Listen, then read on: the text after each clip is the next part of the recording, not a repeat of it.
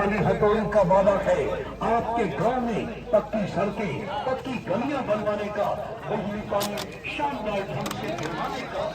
अगर आपने भी करवाना है चारों तरफ विकास, जो मान और सम्मान दिया है, सबसे पहले तो मैं इसका धन्यवाद करना चाहूँगा। जो आपने सम्मान के प्रतीक की पगड़ी मेरे सर पर बांधी है, मैं आपसे वादा करता हूँ कि इसके ऊपर कभी आँच नहीं आने दूंगा और ग्राम पंचायत खेड़ला के ऊपर कभी दाग नहीं लगने दूंगा। जिस जोशीले अंदाज से और जिस संघर्ष के साथ इतना बड़ा मान दिया है, जिस मान की मेरी औकात नहीं, इतना मान आप लोगों ने मुझे दिया है, मैं आपसे वादा करता हूँ जिस चौपाल से हमेशा खेड़ला ही नहीं बल्कि नूह विधानसभा का इतिहास रचा जाता है, उस चौपाल पे खड़ा होकर मैं आपसे वादा करता हूँ कि आपके साथ कभी छल और कपट की बात नहीं होगी। आपके साथ ईमानदारी की बात होगी, ईमान की बात होगी, विकास की बात होगी, शिक्षा की बात होगी, स्वास्थ्य की बात होगी, भाईचारे की बात होगी, शिष्टाचार को मजबूत करने की बात होगी। साथियों, बहुत लोग ग्राम पंचायत खेड़ला के भाईचारे को बिगाड़ने में लगे हुए हैं। हमें उनकी बातों पे ध्यान न देते हुए हमारा एक ही संकल्प है कि हमने किसी भी की सूरत में ग्राम पंचायत खेड़ला को विकास की गति देने का काम करना है।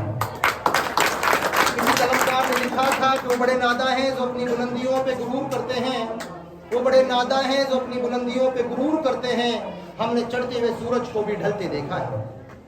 आप लोगों का जोश और आप लोगों का जुनून और आप लोगों का हौसला देखने को बन रहा है कि आप लोगों ने एक तरफा मूड बना लिया है कि इस बार दलाली की, भ्रष्टाचारी की, बेईमानी की हार निश्चित करनी है, एक ईमानदार युवा को मैदान में लाना है। साथियों, मेरी कोई बिसात नहीं, ये एनर्जी और ये ताकत और जोश और जुनून जो मिल रहा है, आप लोगों के हौसले को देखकर, आप लोगों की आवाज को देखकर मिल रहा है, जो दिन रात और भागने का दौड़ने का काम कर रहे हैं। गरीब के घर से, चौकट से, नुक्कड़ से और गली से एक आवाज आ रही है, ईमानदारी की जीत करनी है, बेईमानों को हराना है, किसी भी सूरत में उन लोगों को हम बर्दाश्त नहीं करेंगे। मंजिल उन्हीं को मिलती है जिनके सपनों में जान होती है, मंजिल उन्हीं को मिलती है जिनके सपनों में जान होती है, और पंखों से कुछ नहीं होता, हौसलों से उड़ान होती है। साथियों, मेरी नीति, मेरी नीयत, मेरा लिबास देखकर फैसला न करना आप कौन सा दरख्त हुई तो आने वाले फल बताएंगे। मेरी कोई औकात नहीं, मैं एक नादान सा आपका बेटा, आपका भाई, आपका भतीजा हूँ। बाकी मुझे उम्मीद है कि आप मुझे लीड करने का मौका दे रहे हो, आप मुझे सेवा का मौका दे रहे हो। सरपंच तो आप लोगों ने पहले बहुत चुने थे, बहुत पहले सरपंच बनाए थे, बाकी इस बार आप लोगों ने मूड बनाया है कि ग्राम पंचायत खेड़ला को सरपंच की जरूरत नहीं बल्कि सेवादार की जरूरत है। साथियों, किसी कलमकार ने लिखा था कि मैं तुम्हें अपने असूलों की कसम देता हूँ, मैं तुम्हें अपने असूलों की कसम देता हूँ, मुझे मजहब के तराजू में न तोला जाए, मैंने इंसान ही रहने की कसम खाई है, मुझे हिंदू या मुसलमान न समझा।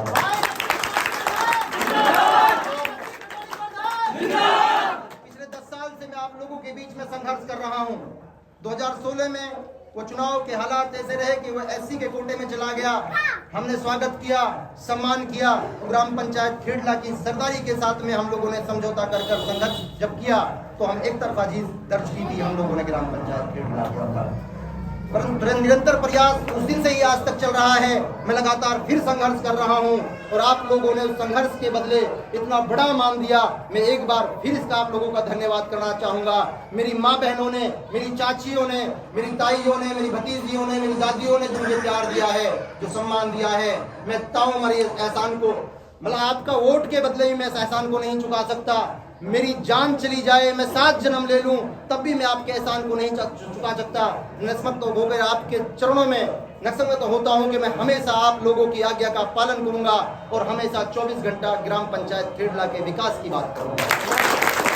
मेरे बड़े खड़े हैं, मेरे जो तजुर्बेकार हैं, मेरे से उम्र में बड़े हैं, काफी संघर्ष किया है, बाहर भीतर का भी संघर्ष किया है। आदरणीय डॉक्टर सुरेश साहब खड़े हैं, करण सेठ खड़े हैं, मेरे राजू भाई हैं, आदरणीय थानेदार नरेश साहब हैं, आदरणीय चाचा धर्मपाल जी हैं, मास्टरी जी हैं, मास्टर रतन जी हैं, आदरणीय दादा सोनी जी हैं और तमाम मेरे युवा साथी जो बघेल समाज के खड़े हैं, मैं सभी का एक बार फिर धन्यवाद करना चाहूँगा। जय हिंद, जय भारत।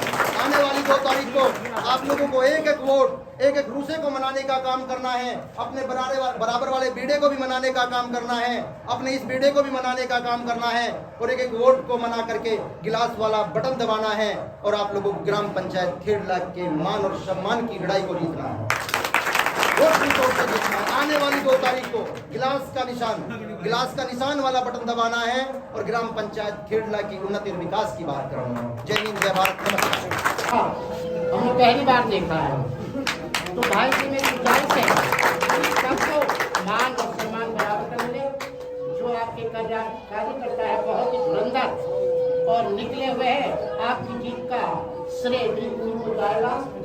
और मैं भाई से रिक्वेस्ट करूँगा कि भाई जो पानी और बिजली का काम है, नूह का जो बिजली का जुड़वाने का इसकी काम शिकायत है, तो लेडीज क्या पानी की सबको जरूरत है।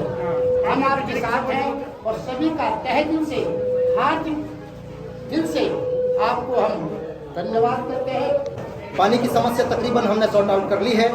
पानी की जो समस्या थी पिछले 4 महीना पहले हमने मांग की थी। बूस्टर स्टेशन दूसरा 16 जोन हमारे गांव के अंदर हैं, 8 जोनों में हम उसको बांटने का काम करेंगे। जगह का इंतजाम, पेमेंट इशू हो चुकी है, जगह का इंतजाम हम लोग कर करके जब देंगे आप सबके मशवरे से, तो एक बूस्टर स्टेशन परले मोहल्ले में बनाने का काम करेंगे। पानी की समस्या सॉर्ट आउट होगी, और बिजली की समस्या के लिए भी चाहे हमें चंडीगढ़ तक की लड़ाई लड़नी पड़े, सारे साथियों को लेकर के हम वो भी लड़ेंगे। नशा की बात रही, नशा के लिए हमने गृह मंत्रालय के लिए मेल भी कर रखा है, पीछे कुछ कार्रवाई हुई है और आगे भी हम इस पर जारी रहेंगे। और इसी नशे की वजह से वो लोग बार बार ये कहते हैं कि कोई भी बन जाए हथौड़ी नहीं बनना चाहिए, कोई भी बन जाए हथौड़ी नहीं बनना चाहिए, और इस बात को बार बार करते हैं। मास्टर जी, गुरु नानक से एक बच्चे ने पूछा था, मैं थोड़ा सा टाइम लूँगा आपका, एक बच्चे ने पूछा था कि गुरुजी जीवन का मूल्य क्या है। गुरुजी ने कहा कि बेटे जीवन का मूल्य जानकर क्या करेगा। उसने कहा नहीं गुरुजी, मुझे जीवन का मूल्य जानना है। गुरुजी ने कुटिया से एक पत्थर निकाल कर दिया, और उस पत्थर को लेकर के वो बच्चा बाजार में भाव लगवाने गया। गुरुजी ने कहा बेचना नहीं है, भाव लगवा कर आना है। वो बच्चा कुटिया से बाहर निकला, उसे रेहड़ा वाला दिखाई दिया, संतरे के रेहड़ा वाला। उसने कहा कि गुरु मुझे पत्थर बेचना है, कितने संतरे दोगे। उस संतरे वाले ने कहा 1 किलो संतरा लेकर जाओ, इस पत्थर को मेरे पास रख जाओ। आगे वो निकला, कईयों के पास गया, आगे सुनार की दुकान दिखाई दी, वहां वो गया, वो कहा 5 रुपए ले जाओ, पत्थर को रख जाओ मेरे पास में। आगे निकला, एक जोहरी की दुकान दिखाई दी, जोहरी को पत्थर दिखाया कि इस पत्थर की कीमत क्या है। उस पत्थर के जोहरी ने कपड़ा, लाल कपड़ा बिछाया, और लाल कपड़ा बिछाने के बाद में उसको परकम्मा दी। परकम्मा देने के बाद में उस पत्थर को उसने निहारा, और उस बच्चे से कहा कि आपको ये पत्थर कहाँ से मिला है। उस बच्चे ने कहा कि ये पत्थर मेरे गुरुजी ने दिया है, और कहा है कि बाजार में इसकी कीमत लगवा है। उसने कहा कि बेटा ये पत्थर नहीं है, ये बेशकीमती है, लाजवाब है, लाकीमत है। दुनिया की सारी दौलत एक तरफ है और इसकी दौलत एक तरफ, तब भी इसकी कीमत को अदा नहीं कर सकता। वो बच्चा उस पत्थर को वहां से लेके भागा और गुरुजी के पास आया। गुरुजी से उसने कहा कि गुरुजी मैं इस पत्थर की कीमत लगवा के आया हूँ। गुरुजी ने कहा क्या कीमत लगाई। गुरुजी 1 किलो संतरा भी मिलता था, 5 किलो प्याज भी मिलती थी, सुनार के पास 5 रुपए भी मिलते थे। एक जोहरी के पास गया, बेशकीमती भी था, लाजवाब था, लाकीमत था। गुरुजी ने कहा कि बेटा ये जीवन के मूल्य है, आप 5 किलो संतरे में बेच दो, आप 5 किलो प्याज में बेच दो, आप 5 रुपए में बेच दो, या बेशकीमती बनाओ या लाजवाब बनाओ।